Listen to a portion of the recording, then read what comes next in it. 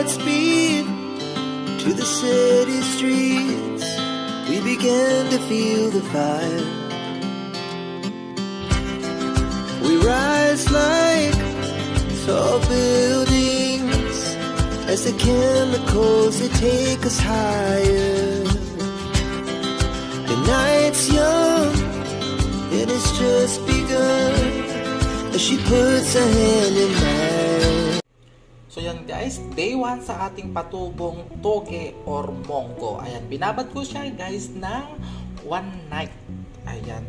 So ayan, inilagay ko na dito, patutuboy na natin. So ayan, as you can see, medyo ano na siya lumabas na yung sprout. Pero ito ay first day na natin. Ayan, so ito tatakpan natin siya ng towel.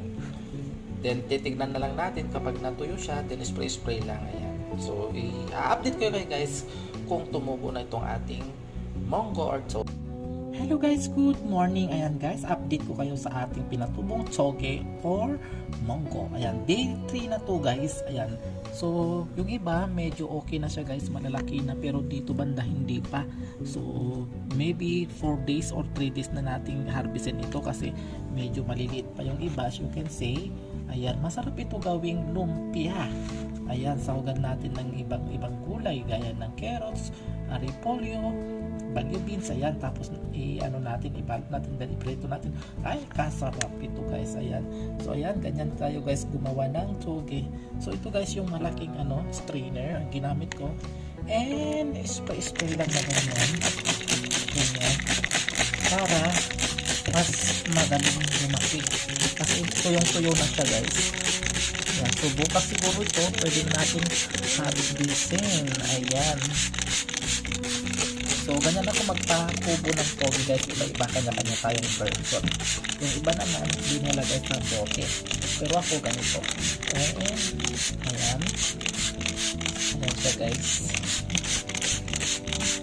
Ayan, so i-update ko kayo guys bukas para harvestin na ito. Ayan, so yan, tatakpan natin ulit ng tela. Ayan, ganyan lang siya guys.